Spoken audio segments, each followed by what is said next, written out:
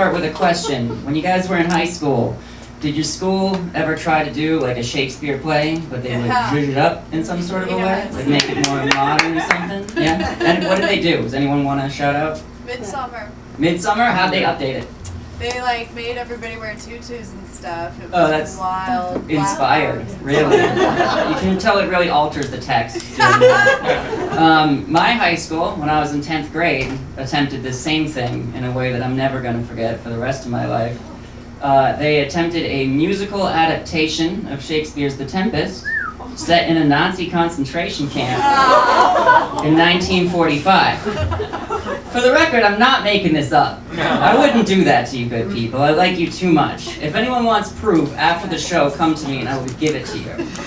Because it was, like, honestly, the most amazing, like, most ill-conceived, misguided thing I've ever seen with my own two eyes.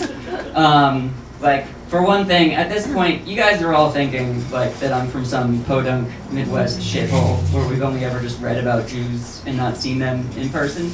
But no, a lot of Jews at my school, actually, quite a few. Also in my grade was an actual neo-Nazi who was thrilled that he got to wear his favorite costume in school. It should have been a red flag, that one, but then again, the Nazi flags should have been a red flag for that one, if you were to ask me about this. But yeah, about the Jewish students, I felt so bad for them, but I felt worse for their grandparents who they brought to this play. And I know that they brought their grandparents because I was also there. I wasn't going to miss this one for the fucking world. I was so stoked for this one. I could not contain my excitement. And it didn't disappoint. Because when we got there, it turned out there was a special gimmick to it, in addition to being about Nazis. It was that it was the Jews in the camp performing a play for the other Jews in the camp, which would be you guys.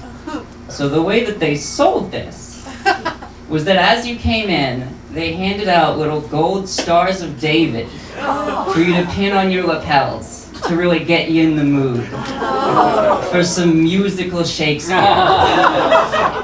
So any of my fellow comics in the room, if you ever get nervous before you go on stage, just know that the worst thing to ever be on a stage has already happened. So we're only going up from here.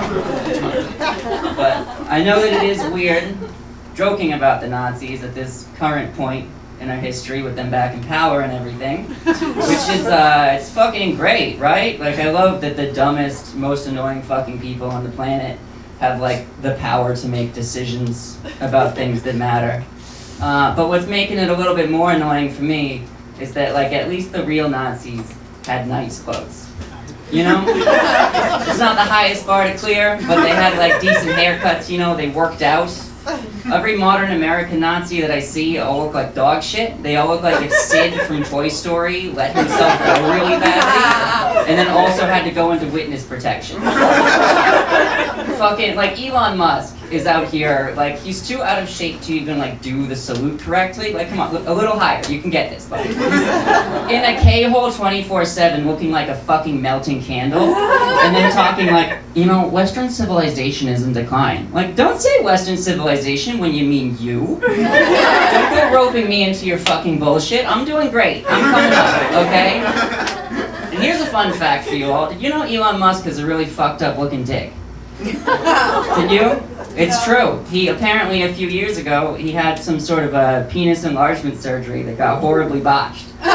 So all these kids of his, they're all IVF. He can't do it. Like, he needs a turkey baster, basically, to have any of those.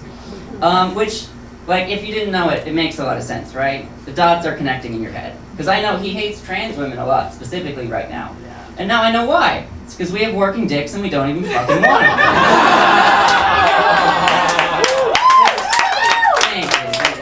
We're just out here flexing on this poor bastard. Yeah, I'm just gonna throw this dick away real quick. No!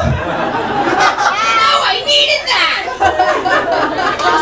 Playing keep away with the thing he wants most in the entire world. Hey, Stacy, catch! Just stuck in the middle all. You know, they say that queer and trans people are like cringy and stuff, and as long as that fucking guy has power, I don't want to fucking hear it, because he's not one of ours, he's one of yours, okay? That said though, I am extremely embarrassing. not because I'm queer. It's because I accidentally angered a wandering merchant who peddles strange goods from antique lands. Yeah, so now he cursed me to anytime I do something even a little bit cool, I will fuck it up every single time. Like, semi-recently, my friend Rachel invited me out to this basement rave over in this place in Inglewood. I was already out of the town, so I got there at like 2 in the morning, and I had to knock on like a closed up storefront, which is already the coolest way to get into any place. I think we can all agree. And then I get down, and it was awesome. Had like an Egyptian theme going on. There's people with like scars on their faces doing whippets. The kind of place where there's like the bartender is kept behind like a mesh wire shield so you can't cut him. I need that shield because I get fighty, you know. I might try and cut him. I had a great time. I had a fantastic time. By 4 in the morning, I was like tapped out. So I decided, say goodbye to Rachel. I went upstairs, and as I'm walking out, I'm tripping. It's a full moon, and a black cat runs right across my path. And I was like, oh, witchcraft. So I texted Rachel. I was like, hey, just as I got out here, a black cat ran across my path. Only in my excitement and haste, I forgot to type the word cat. I said that in Inglewood. 4 in the morning. Also, I wouldn't usually bring this up, were it not pertinent to the story, but Rachel's a black woman. So, if you're ever doing anything cool, don't invite me. For your own sake. It doesn't matter what it is. If I was invited to the Met Gala, I would show up with toilet paper stuck to the bottom of my shoe. And I would go up to Chapel Roan and be like, hey, so how's your boyfriend doing? Fucking torpedo it. But we're in a good town to be a really embarrassing person.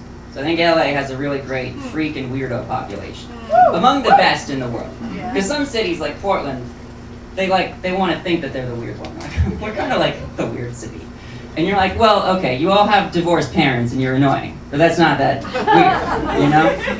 Whereas LA, the LA weirdos have this like dangerous sheen to them, you know? They all look like the kind of people who would get kicked out of Portland bars for trying to assault the bartender.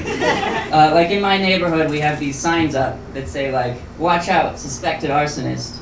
Note, frequently seen wearing a top hat. So be on the lookout for Dick Dastardly, everybody. If you're not careful, he might hog tie you and throw you onto the railroad tracks. Postscript to that story, I told my friend Patty about that, and she said, I wonder if he knows Poolside Boner Boy. And I was like, who the fuck? And I guess there's a guy at her place who he hangs out by the pool, and he'll like lay down on his stomach, and he'll watch porn until he has a huge boner, and then he sits up and stares at everybody. But the thing she said is that he also wears a Speedo, wingtip shoes, and a bowler hat. So you know what, at this point, like, what a fucking legend. With my general face and vibe and genitalia situation, I deal with a lot of sex pests. And they all don't want it like this kid does. You know? Frankly, I think he's in the right town. I think if he keeps it up, some Harvey Weinstein kind of producer out there is going to see him and be like, hey, I like your style, kid. How's the job in casting? Totally timed this wrong. I had more jokes, but I got the light. So I guess I gotta say goodbye to everybody, but thank you so much. Have a great night.